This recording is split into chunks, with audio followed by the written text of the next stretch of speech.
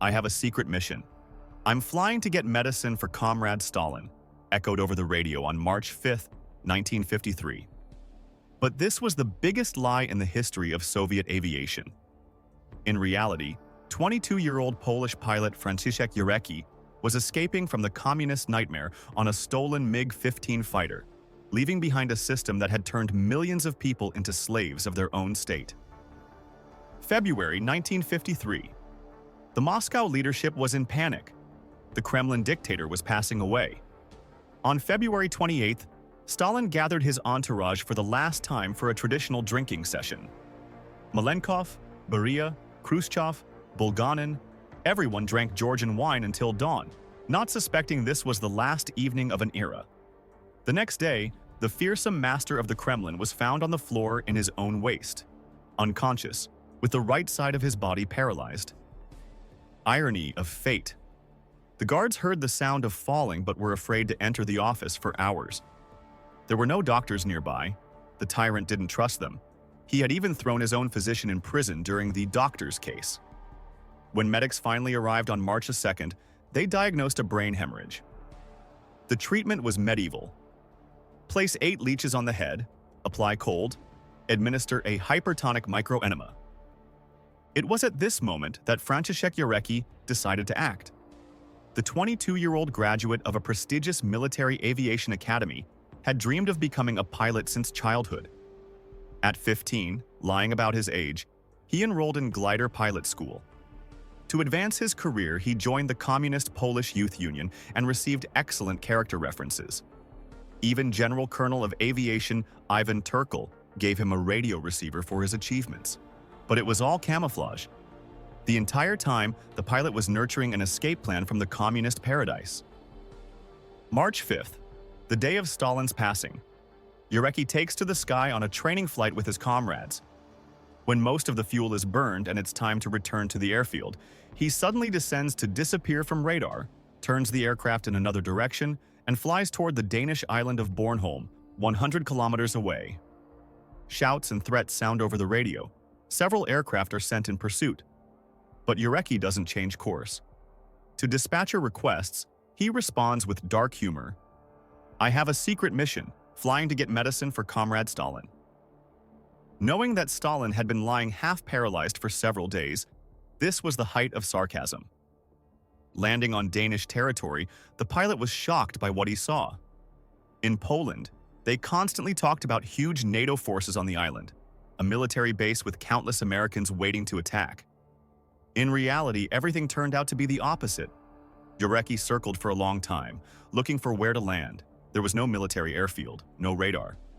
He had to land on a grass strip. News of the audacious escape spread instantly. The next day, the front pages of Western newspapers carried 2 main stories: Stalin's passing and the fighter aircraft theft. The brave pilot began to be celebrated as a hero.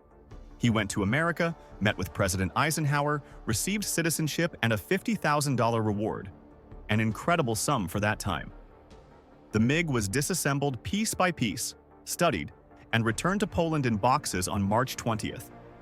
There are 2 versions of why. Either they feared Moscow's anger, or the aircraft was severely damaged during landing and couldn't fly. Inspired by the Poles' escape, the Americans launched Operation Moola. Already in April 1953, leaflets began dropping over North Korea with photos of Jarecki and appeals in Korean, Russian, and Chinese to local pilots to escape to South Korea.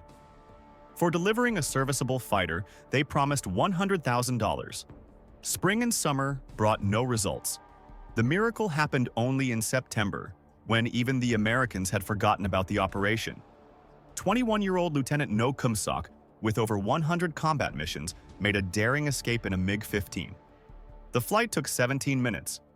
17 minutes between communist nightmare and the free world.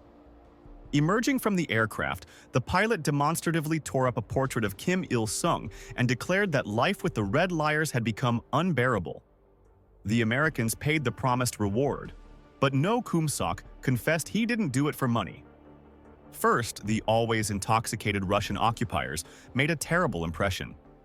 Second, pilots were forbidden contact with women, being frightened that all could be spies. but the most likely reason was a son's love. His mother had ended up in South Korean territory. This time, the Americans refused to return the trophy and transferred the fighter to Okinawa for study. From that moment, the USSR decided not to send new generation aircraft to Korea anymore, fearing they would fall into enemy hands. But the most famous escape in USSR military aviation history was that of Senior Lieutenant Viktor Belenko in September 1976. He escaped to Japan in the world's fastest combat aircraft, the MiG-25P. Several aircraft took off from an airbase near Vladivostok for training. Suddenly, one fell behind, dropped sharply to 30 meters, and disappeared from radar. At minimum altitude, he flew 40 kilometers, then climbed to 6,000 meters and set course for the American base on the Japanese island of Hokkaido. But fuel ran short. Without maps, in dense fog, instead of a military airfield, Belenko landed at a civilian airport, nearly hitting a passenger Boeing. The aircraft rolled far beyond the runway, leaving a trail on the grass. The sudden landing of a huge communist fighter that had broken through all air defense systems caused a scandal. German publication Der Spiegel wrote, "Japanese interceptors didn't even notice the MiG's landing, although the Russian made several passes over the airport." Today, Tokyo can do nothing against the growing military presence of the Kremlin, which has turned the Sea of Japan into a Russian lake. Belenko exited the cockpit, fired 2 warning shots to drive away the curious, and asked to cover the aircraft with tarpaulin. It contained military secrets. Within days, he was taken to the USA, where he received citizenship with the personal signature of President Jimmy Carter. Impressions of the capitalist world were stunning. The New York Times described how on an American aircraft carrier, the pilot was amazed that sailors were allowed unlimited amounts of free food. In a grocery store, he bought a can of cat food, not knowing its purpose. When someone pointed out the mistake, Belenko shrugged. "It still tastes better than human food in the USSR." In interviews, he said, "When I was young, I was captivated by socialist ideas. They promised full employment, free education, medicine, pensions. But then I understood, this serves only the nomenclature, while the rest of the population are slaves. I realized I couldn't change the system. It's so big I can't change it, and I can't exist normally in it either." 3 weeks later, TASS released a statement about a forced landing, calling rumors of pilot dissatisfaction fabrications by Western propagandists. On September 28th, they organized a press conference with Belenko's wife and stepmother participating. The women tearfully begged him to return, promising forgiveness. In response, the West declared this a planned KGB special operation, and Belenko himself said he hated not only the Union, but also his wife. He never saw her or his children again. Despite Kremlin demands to return the aircraft, Japan refused, citing damaged landing gear. For revenge, the USSR began seizing Japanese fishing boats. The Americans disassembled the MiG-25 and transported it to a base for research. In November 1976, they returned it in 30 boxes. When the capabilities of the enemy fighter were thoroughly studied, they realized they had feared in vain. The expert report stated, "Weight hindered maneuvering." Records were nonsense. It didn't have the range they boasted about. Couldn't refuel in flight. The radar was simply ridiculous. Der Spiegel wrote, "Much more amazing than the escape is the legend created by U.S. Department of Defense propagandists about the aircraft's capabilities. The highly rated Soviet radio-electronic equipment corresponds to a level that was considered obsolete in the U.S. Air Force 10 years ago. The escape cost the USSR 2 billion rubles in damages. Moscow was forced to change all friend or foe identification equipment throughout the country. To prevent further escapes, they banned fully fueling border interceptor tanks in the Far East. Soviet state media spread information about Belenko's demise several times. Supposedly, he couldn't adapt in capitalist America or was eliminated by special services. But in reality, the escapee lived a long life. He passed away in 2023 at age 76. No Kum Sok changed his name to Kenneth Rowe, married, graduated from university, worked as an aviation engineer at Boeing and General Motors. He later learned that 5 pilots he had served with were executed after his escape. Returning to the beginning of our story, that secret mission for medicine for Comrade Stalin was the greatest sarcasm in history. Franciszek Jarecki knew the dictator was in agony, paralyzed, and helpless. His medicine was freedom, which he carried not to Stalin, but to himself. Hours after his radio message, the Kremlin tyrant passed away, and the young Polish pilot began a new life in the free world, proving that the best medicine for communism is escape from it.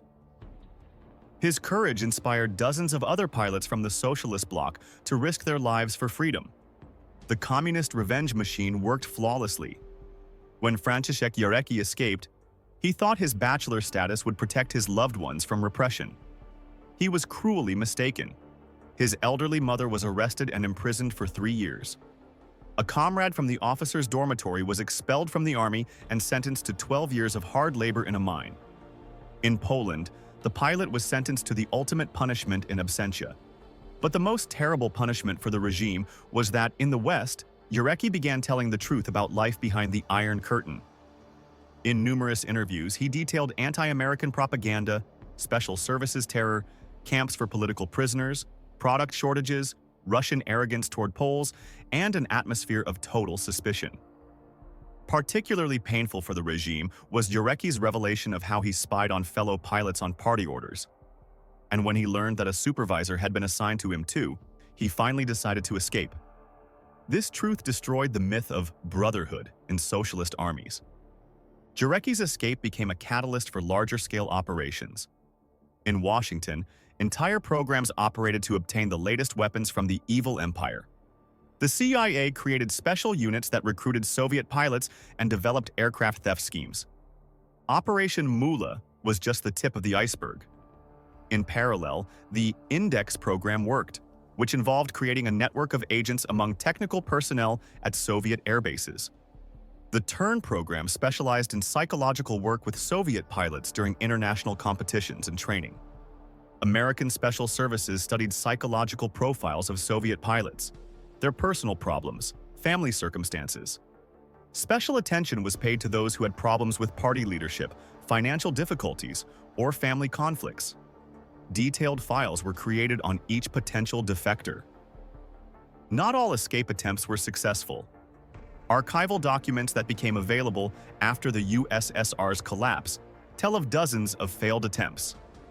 In 1958, Lieutenant Alexei Sidorov tried to escape in a MiG-17, but was shot down over the Baltic Sea by Soviet interceptors. Officially, he was declared lost during a training flight. In 1962, Captain Ivan Petrenko almost reached the Turkish border in a Su-7, but was forced to make an emergency landing due to engine failure. He was executed a month after trial. His family was told he passed from a heart attack. Particularly tragic was the 1964 escape attempt when a group of 3 pilots planned to simultaneously escape to Norway. One of the conspiracy participants turned out to be a KGB informant. 2 pilots were arrested on the eve of the operation and executed. The third, learning of the failure, took his own life with his service weapon. Analysis of escapee pilots' personal files shows interesting patterns. Most were highly educated people with technical education who better understood the USSR's technological lag. They had access to Western technical journals and communicated with foreign specialists during international air shows. Many came from families that suffered from Stalinist repressions. Viktor Belenko, for example, was the son of a dispossessed Ukrainian peasant. Franciszek Jarecki lost an uncle who was executed as a Polish bourgeois nationalist. Psychologists note that all escapees had high levels of personal responsibility and were individualists by nature. They couldn't reconcile with the collectivist ideology of the Soviet system. Characteristically, none were careerists in the party hierarchy, although they formally belonged to Komsomol or the party. Each escape required careful planning. Pilots had to study patrol routes, dispatcher shift schedules, radar coverage peculiarities.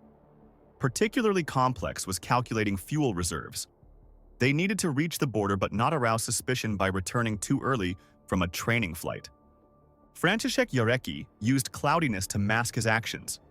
He knew that in cloudy weather, radar control was weakened and dispatchers less attentive. Viktor Belenko took advantage of Far East terrain features, flying at ultra-low altitude between hills where radars couldn't track him. Navigation presented particular difficulty. Soviet aircraft didn't have GPS, it didn't exist yet, and maps of Western countries were classified. Pilots had to rely on compass and visual landmarks, which in bad weather became a real lottery. Each Soviet pilot escape became a diplomatic scandal. The USSR officially demanded return of both stolen aircraft and traitors to the motherland. Western countries responded that they provided political asylum to those who requested it.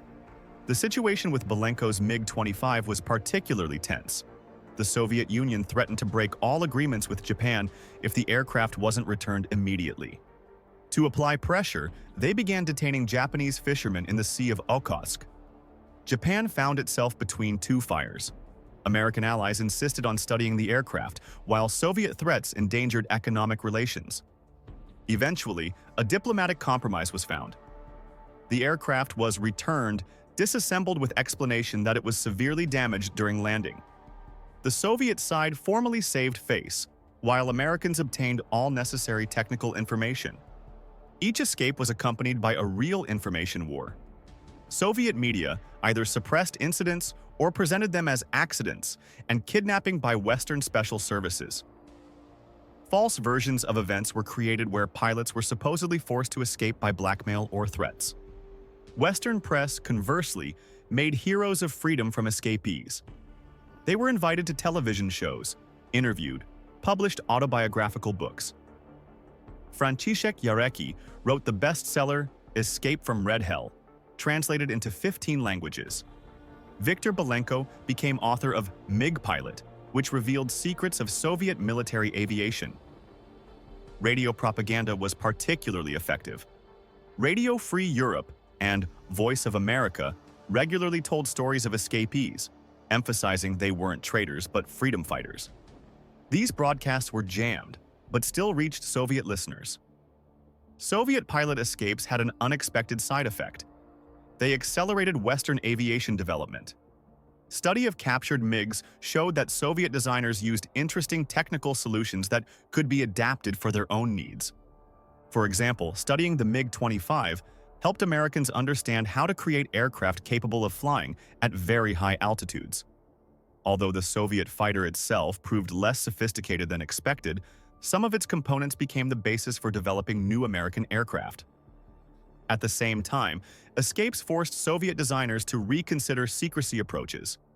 They began installing self-destruct systems on the most secret devices, developing ways to block avionics during unauthorized use. The most tragic part of each escape was the fate of families. The Soviet system of collective responsibility provided for punishment, not only of the traitor himself, but also his loved ones. Escapees' wives were often fired from work, children expelled from prestigious schools, relatives removed from positions. Viktor Belenko's wife Lyudmila worked in a design bureau. After her husband's escape, she was immediately fired as unreliable. 2 young children were transferred to a special kindergarten for children of enemies of the people. The woman was forced to change her surname and move to another city. Particularly cynical was the practice of forced public denouncements. Relatives were forced to appear on television condemning escapees. At the press conference regarding Belenko's escape, his wife and stepmother tearfully begged him to return, promising forgiveness. Actually, they were performing under KGB pressure, threatened with even harsher repressions. Each captured Soviet aircraft became a real treasure trove for Western intelligence. Special teams of experts disassembled machines, literally bolt by bolt, photographed every detail, analyzed materials and technologies. Jarecki's MiG-15 gave Americans the opportunity to understand principles of Soviet jet engine operation. Belenko's MiG-25 revealed secrets of high-speed flight and showed the real level of Soviet electronics. It turned out many components were much simpler than Western analysts supposed. Particularly valuable was information about aircraft usage tactics, communication procedures, recognition codes. Escapee pilots detailed the organization of Soviet air forces, pilot training systems, weaknesses in defense. Escapes raised complex moral and ethical questions. On one hand, it was an act of personal choice by a person seeking freedom. On the other, escapees violated their oath, abandoned service, stole state property. The escapees themselves evaluated their actions differently. Franciszek Jarecki never regretted the escape, believing he saved himself from life in a totalitarian state. Viktor Belenko also remained convinced of the correctness of his choice, although he painfully experienced separation from his children. Interestingly, none of the escapees became agents of Western special services. They cooperated with military experts during aircraft research, gave consultations, but refused any intelligence activity against their former homeland. Pilot escapes became topics of private conversation in Soviet society, although they weren't officially discussed. People reacted differently to escapees. Some condemned them as traitors, others secretly envied their decision. Attitudes among military pilots themselves were particularly complex. On one hand, they condemned violation of oath and military discipline. On the other, many understood escapees' motives, especially after learning details of their life in the West. Characteristically, after each high-profile escape, ideological pressure on military personnel intensified. Additional political classes were conducted, control over personnel morale was strengthened, new restrictions on movement and communication were introduced. The pilot escapes became symbols not only of personal struggle for freedom, but also of Soviet ideology's collapse. They showed that even the most privileged representatives of the Soviet system, military officers, were ready to risk their lives to leave the most just country in the world. Their courage inspired thousands of other Soviet citizens to dream of freedom and a better life.